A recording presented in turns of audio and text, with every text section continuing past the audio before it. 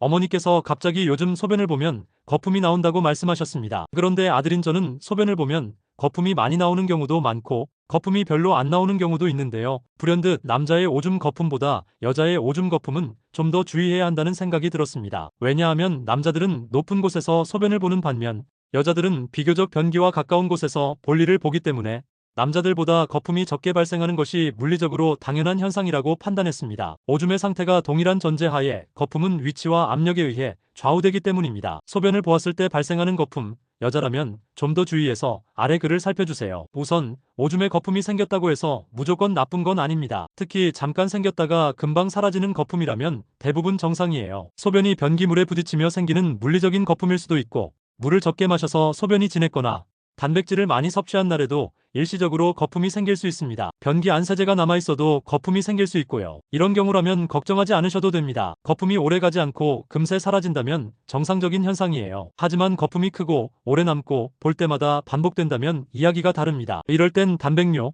즉 소변에 단백질이 섞여 나오는 상태일 가능성이 있어요. 단백질은 원래 신장에서 걸러져야 하는데 신장 기능이 약해지면 일부 단백질이 소변으로 빠져나옵니다. 이런 경우는 단순한 현상이 아니라 신장에서 도와달라는 신호를 보내고 있을 수도 있습니다. 만약 이런 증상이 지속된다면 가까운 내과나 비뇨기과에서 소변 검사를 받아보는 게 좋습니다. 대표적인 원인으로는 만성신부전, 당뇨병성 신증, 사구체신염, 고혈압성 신장질환 등이 있습니다. 그 밖의 이유들도 있습니다. 거품이 생기는 이유는 자세나 신장 문제뿐만이 아닙니다. 당뇨병이 있을 때는 소변에 당이 섞여 거품이 생기기도 하고 방광염이나 요로 감염이 있을 땐 염증 때문에 탁하거나 냄새가 날 수 있습니다. 거품이 하루 이틀 정도 생겼다가 사라지는 건 걱정하지 않아도 됩니다. 하지만 며칠 이상 지속되거나 소변색이 탁하고 냄새가 난다면 한 번쯤 병원에서 소변 검사를 받아보는 게 좋습니다. 작은 거품 하나에도 몸은 이미 신호를 보내고 있을지 모릅니다. 그 신호를 귀 기울여 듣는 게 스스로를 지키는 가장 좋은 방법이라는 생각이 듭니다.